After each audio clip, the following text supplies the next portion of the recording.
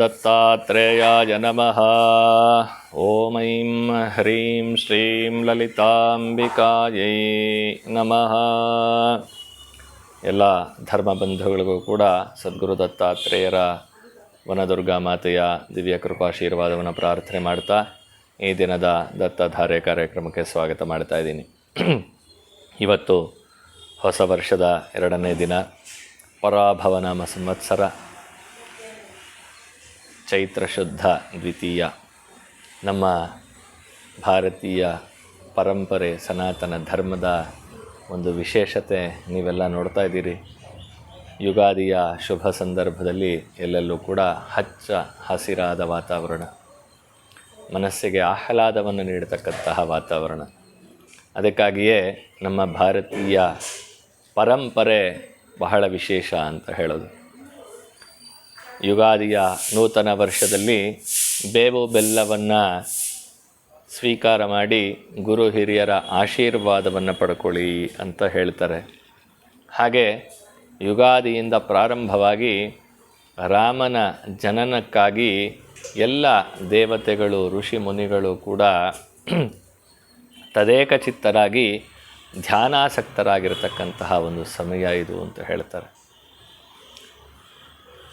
ಯಾವಾಗ ಅಜ್ಞಾನ ಅನ್ನೋದು ವಿಪರೀತವಾದ ಬಾಧೆಯನ್ನು ಕೊಡೋಕ್ಕೆ ಶುರು ಮಾಡುತ್ತೆ, ಯಾವಾಗ ಧರ್ಮದ ಒಂದು ಹಾದಿಯಲ್ಲಿ ವ್ಯತ್ಯಾಸಗಳಾಗಕ್ಕೆ ಶುರುವಾಗುತ್ತೆ, ಧರ್ಮಾಚರಣೆಯನ್ನು ಮಾಡ್ತಕ್ಕಂಥವ್ರಿಗೆ ಕಷ್ಟಗಳು ಒದಗಿ ಬರ್ತಾ ಇರುತ್ತೆ, ಆ ಸಂದರ್ಭದಲ್ಲಿ ಭಗವಂತ ಅನನ್ಯಾಶ್ಚಿಂತಯಂತೋ ಮಾಂ ಯೇ ಜನಾಃ ಪರ್ಯುಪಾಸತೆ ತೇಷಾಂ ನಿತ್ಯಾಭಿಯುಕ್ತಾನಾಂ ಯೋಗಕ್ಷೇಮಂ ವಹಾಮ್ಯಹಂ ಅಂತ ಹೇಳ್ತಾನೆ. ಯಾರು ನನ್ನನ್ನು ಅನನ್ಯವಾಗಿ ಚಿಂತನೆ ಮಾಡ್ತಾರೋ ಅವರ ಯೋಗಕ್ಷೇಮವನ್ನು ನಾನು ನೋಡ್ಕೊಳ್ತೀನಿ. ಏನು ಅನನ್ಯ ಅಂದರೆ, ನಾನು ಹಿಂದೆ ಒಂದು ಸಂಚಿಕೆಯಲ್ಲಿ ಹೇಳಿದ್ದೆ, ಯಾವುದೇ ನಾವು ಕಾರ್ಯಕ್ರಮವನ್ನು ಮಾಡಿದ್ರೆ ಅದು ಊಟ ಇರಬಹುದು, ನಿದ್ದೆ ಇರಬಹುದು, ಅಥವಾ ನಮ್ಮ ಕಾರ್ಯಪ್ರವೃತ್ತಿ ಏನು ನಿತ್ಯ ಮಾಡ್ತೀವೋ ಆ ಕೆಲಸ ಇರಬಹುದು, ಅಥವಾ ದೇವರ ಪೂಜಾ ವಿಧಾನಗಳಿರಬಹುದು, ಜಪ ತಪ ಅನುಷ್ಠಾನಗಳಿರಬಹುದು. ಮಾಡಬೇಕಾದ್ರೆ ಅದನ್ನು ಪ್ರೀತಿಯಿಂದ ಮಾಡಬೇಕಂತೆ. ಅನನ್ಯ, ನನಗೆ ಬೇರೆ ಗೊತ್ತಿಲ್ಲ, ನನಗೆ ಈ ಒಂದು ಕೆಲಸವನ್ನು ಮಾಡ್ತಾ ಇರುವಾಗ ನನಗೆ ಬೇರೆಯ ಗಮನ ಬರಬಾರ್ದು. ನಿದ್ದೆ ಮಾಡ್ತಾ ಇರುವಾಗ ಇಲ್ಲ ಸಲ್ಲದ ಆಲೋಚನೆಗಳನ್ನು ಮಾಡಿಕೊಂಡು ಮೊಬೈಲ್ ನೋಡಿಕೊಂಡು ನಿದ್ದೆಗೆ ಜಾರೋದು. ಊಟ ಮಾಡ್ತಾ ಇರುವಾಗ ಏನೋ ಕೆಟ್ಟ ಕೆಟ್ಟ ಪದಗಳನ್ನು ಉಪಯೋಗಿಸ್ಕೊಂಡು ಮಾತುಗಳಾಡ್ತಾ ಊಟ ಮಾಡೋದು. ದೇವರ ಪೂಜೆಯನ್ನು ಮಾಡ್ತಾ ಇರಬೇಕಾದ್ರೆ ಇನ್ನೊಬ್ಬರ ಬಗ್ಗೆ ಅವ್ರು ಏನೋ ಮಾಡ್ತಾಯಿದ್ದಾರೆ, ನಾವೇನೋ ಮಾಡ್ತಾಯಿದ್ದೀವಿ, ನಮಗೆ ಆ ಗತಿ ಇಲ್ಲ, ನಮಗೆ ಈ ಗತಿ ಇಲ್ಲ ಅಂತ ಯೋಚನೆ ಮಾಡ್ಕೊಂಡು ಮಾಡೋದು. ಇದನ್ನು ಶ್ರದ್ಧೆ ಇಲ್ಲದಂತಹ ಪೂಜೆ ಅಂತ ಹೇಳ್ತಾರೆ. ಹಾಗೆ ಅನನ್ಯ ನಮಗೆ ಬೇರೆದು ಗೊತ್ತಿಲ್ದಿರ ಮಾಡೋದನ್ನು ಅನನ್ಯ ಅಂತಾರೆ. ಬೇರೆದ್ರ ಬಗ್ಗೆನೇ ಮನಸ್ಸನ್ನು ಬೇರೆ ವಸ್ತುಗಳಲ್ಲಿ ತೊಡಗಿಸ್ಕೊಂಡು ಸುಮ್ಮನೆ ದೇಹವನ್ನು ಕೂಡಿಸ್ಕೊಂಡು ಮಾಡೋದು ವ್ಯರ್ಥವಾದ ಪೂಜೆ ಅಂತ ಹೇಳ್ತಾರೆ, ವ್ಯರ್ಥವಾದ ಕಾರ್ಯಕ್ರಮ. ಯಾಕೆ ನಮಗೆ ಯಶಸ್ಸು ಸಿಗಲ್ಲ ಅಂತಂದರೆ, ನಾವು ಯಾರಿಗಾದ್ರು ದುಡ್ಡು ಕೊಡಬೇಕಾದ್ರೆ, ಸಣ್ಣ ಎಕ್ಸಾಂಪಲ್, ಅಯ್ಯೋ ಈ ದುಡ್ಡನ್ನು ಕೊಡಬೇಕಾ ಇವನಿಗೆ, ನಾನು ಯಾಕಾದರೂ ಇವನ ಹತ್ರ ಸಾಲ ಇಸ್ಕೊಂಡು, ನನಗೆ ಯಾಕಪ್ಪ ಈ ಕರ್ಮ ಬಂತು ಅಂದ್ಕೊಂಡು ದುಡ್ಡು ಕೊಡ್ತೀವಿ. ಆ ಕರ್ಮ ಮತ್ತೆ ಬರ್ತಾ ಇರುತ್ತೆ. ಅವ್ರಿಗೆ ದುಡ್ಡು ಕೊಡೋದಕ್ಕೆ ನಮಗೆ ಒದಗೋದಿಲ್ಲ, ಅವ್ರ ಕೈಲಿ ಬಾಯಿಗೆ ಬಂದು ಬಯಸ್ಕೊಳ್ತಾರೆ. ಅದರ ಬದಲು ಅವ್ರು ಎಂಥ ಸಮಯದಲ್ಲಿ ನಮ್ಮನ್ನು ಕಾಪಾಡಿದಾರಲ್ವ, ಅವ್ರಿಗೆ ಎಂಥ ಒಂದು ಒಳ್ಳೆಯ ಸಂದರ್ಭದಲ್ಲಿ ನಮ್ಮ ಜೊತೆಯಲ್ಲಿ ನಿಂತಿದ್ದಾರಲ್ವ, ನಾವು ಅವ್ರಿಗೆ ದುಡ್ಡು ಕೊಡೋವಾಗ 10,000 ರೂಪಾಯಿ ಕೊಡೋಕ್ಕಾಗ್ತಾಯಿಲ್ವ, 10 ರೂಪಾಯಿ ಆದರೂ ಅವ್ರಿಗೆ ಕೊಟ್ಬಿಟ್ಟಪ್ಪ, ಇವತ್ತು ನನ್ನ ಕೈಲಿ ಇಷ್ಟಿತ್ತಪ್ಪ ಕೊಟ್ಟಿದ್ದೀನಿ, ದಯವಿಟ್ಟು ಬೇಜಾರು ಮಾಡ್ಕೋಬೇಡ ಅಂತಂದಾಗ 2 ಮಾತು ಬೈಬಹುದು. ಆದರೆ 3ನೇ ಮಾತು ಏನೋ ಕೊಟ್ಟನೆಲ್ಲ ಬಿಡು ಅಂತ ಅವ್ರಿಗೂ ಮನಸ್ಸಿಗೆ ಸಮಾಧಾನ ಆಗುತ್ತೆ. ನಾವು ಸಂತೋಷವಾಗಿ ಕೊಟ್ಟಿದ್ದರಿಂದ ಮಹಾಲಕ್ಷ್ಮಿ ತಾಯಿ ನಮಗೆ ಅನುಕೂಲಕರವಾದ ವಾತಾವರಣವನ್ನು ಸೃಷ್ಟಿ ಮಾಡ್ತಾರೆ. ನಮಗೆ ದಾರಿದ್ರ್ಯ ನಿವಾರಣೆ ಆಗಬೇಕು ಅಂತಂದರೆ ನಾವು ನಮ್ಮ ಮನಸ್ಸಿನ ಸ್ಥಿತಿಯನ್ನು ಬದಲಾವಣೆ ಮಾಡ್ಕೋಬೇಕು. ಇವತ್ತು ಶುಕ್ರವಾರ, ಎಲ್ಲರೂ ಮಹಾಲಕ್ಷ್ಮಿಯ ಪೂಜೆಯನ್ನು ಮಾಡ್ತೀರಿ. ಸಂಧ್ಯಾಕಾಲದಲ್ಲಿ ಬಹಳ ವಿಶೇಷವಾಗಿ ಇವತ್ತು ದ್ವಿತೀಯ ವರ್ಷ ತೊಡಕು ಅಂತ ಹೇಳ್ತಾರೆ. ಇವತ್ತು ಏನು ಪೂಜೆಯನ್ನು ಮಾಡ್ತೀವಿ, ಏನು ನಾವು ಕಾರ್ಯಕ್ರಮವನ್ನು ಮಾಡ್ತೀವಿ, ಅದು ವರ್ಷವಿಡೀ ನಮಗೆ ಲಾಭದಾಯಕವಾಗಿ ಒಳ್ಳೆಯ ಸುಸ್ಥಿತಿಯನ್ನು ಕಾಪಾಡಿಕೊಳ್ಳೋದಕ್ಕೆ ಅನುಕೂಲ ಮಾಡಿಕೊಡುತ್ತೆ ಅಂತ ಹಿರಿಯರು ಹೇಳ್ಕೊಟ್ಟಿದ್ದಾರೆ. ಹಿಂದಿನ ಕಾಲದಲ್ಲಿ ಹಿರಿಯರ ಕೈಲಿ ಬೈಸ್ಕೋತಾ ಇದ್ರಂತೆ ಬೇಕು ಅಂತ.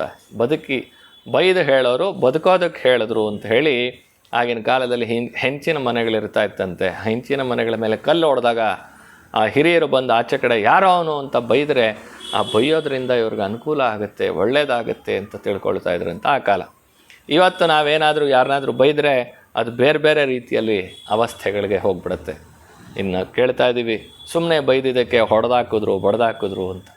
ಈ ಥರ ಒಂದು ಪರಿಸ್ಥಿತಿ ಬಂದು ಒದಗಿಬಿಟ್ಟಿದೆ.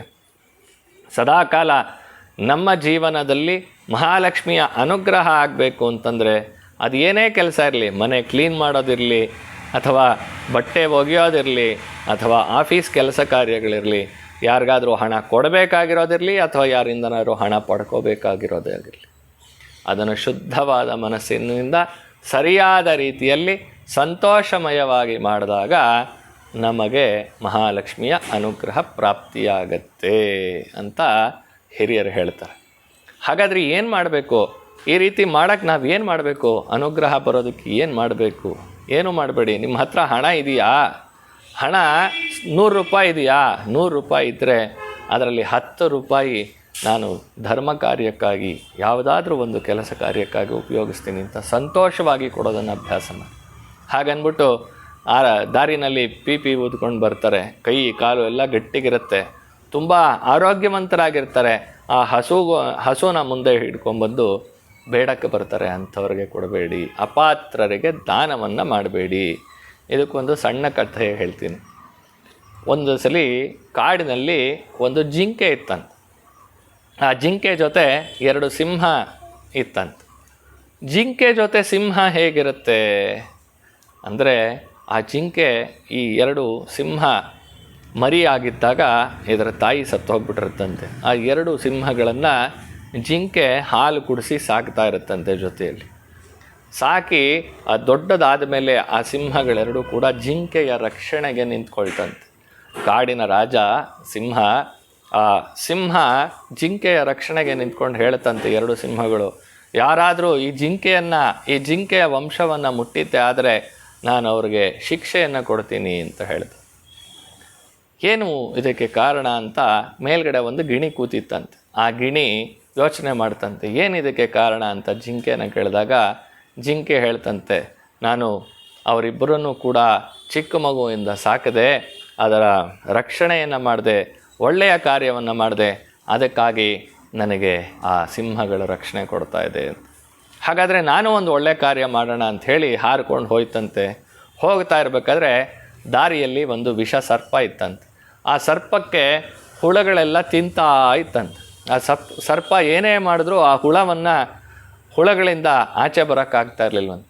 ಆಗ ಗಿಣಿ ತನ್ನ ರೆಕ್ಕೆಯಿಂದ ನಾನು ಒಳ್ಳೆ ಕಾರ್ಯ ಮಾಡಬೇಕು ಅಂತ ಹೇಳಿ ಆ ಸರ್ಪವನ್ನು ತನ್ನ ರೆಕ್ಕೆಯಿಂದ ಏನು ಹುಳಗಳು ಕಚ್ತಾ ಇತ್ತೋ ಅದನ್ನೆಲ್ಲ ಓಡಿಸಿ ಆ ಸರ್ಪಕ್ಕೆ ಅನುಕೂಲ ಮಾಡಿಕೊಡ್ತಾನೆ. ತಕ್ಷಣ ಸರ್ಪ ಏನು ಮಾಡ್ತಂತೆ ಅಂದರೆ ಗಿಣಿ ಕತ್ತನ್ನು ಸುತ್ತ ಹಾಕ್ಕೊಂಡು ಗಿಣಿನ ತಿನ್ನಕ್ಕೆ ಮುಂದಾಯ್ತಂತೆ. ಆಗ ಅಲ್ಲಿಗೆ ಜಿಂಕೆ ಮತ್ತು ಸಿಂಹ ಬಂತಂತೆ. ಯಾಕೆ ಏನಾಯಿತು ಅಂತ ಕೇಳಿದಾಗ ಗಿಣಿ ಹೇಳ್ತಂತೆ, ನಾನು ಒಳ್ಳೆ ಕಾರ್ಯ ಮಾಡೋಕ್ಕೆ ಹೋದೆ, ಈ ಸರ್ಪಕ್ಕೆ ಸುತ್ತ ಹುಳ ಕಾಟ ಕೊಡ್ತಾಯಿತ್ತು, ಅದನ್ನು ಓಡಿಸ್ದೆ, ಇದು ನೋಡಿದ್ರೆ ನನ್ನನ್ನೇ ತಿನ್ನಕ್ಕೆ ಬರ್ತಾಯಿದೆ.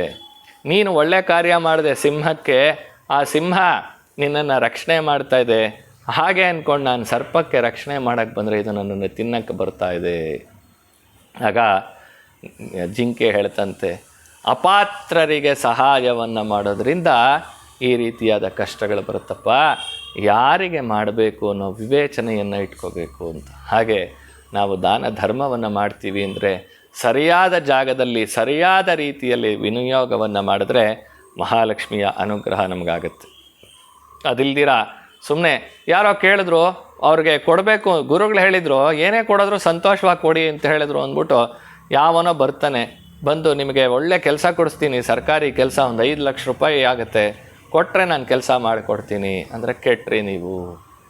ಅದೇ ಯಾರು ಬಹಳ ನಿಷ್ಠೆಯಿಂದ ದಾನ ಧರ್ಮವನ್ನು ಮಾಡ್ತಾ ಭಗವದ್ ಆರಾಧನೆಗಳನ್ನು ಮಾಡ್ತಾ ಇರ್ತಾರೋ, ಸುಂದರವಾದ ಒಂದು ಪ್ರಕೃತಿಗೆ ಒಳ್ಳೆಯ ಕೆಲಸ ಕಾರ್ಯಗಳನ್ನು, ಗಿಡ ನೆಡೋದಾಗಲಿ ಅಥವಾ ಪ್ರಾಣಿಗಳನ್ನು ಸಾಕೋದಾಗಲಿ, ಹಸುಗಳನ್ನು ಸಾಕೋದಾಗಲಿ, ದೇವರ ಪೂಜಾ ವಿಧಾನಗಳನ್ನು ಮಾಡೋದಾಗಲಿ, ಅಥವಾ ರಸ್ತೆಯನ್ನು ಶುದ್ಧವಾಗಿಡುವಂತಹ ಕಾರ್ಮಿಕರಾಗಲಿ ಇಂಥವ್ರಿಗೆ ನಾವು ಕೊಟ್ಟಾಗ ನಮ್ಮಲ್ಲಿ ಮಹಾಲಕ್ಷ್ಮಿಯ ಸಾನ್ನಿಧ್ಯ ವೃದ್ಧಿಯಾಗ್ತಾ ಹೋಗುತ್ತೆ.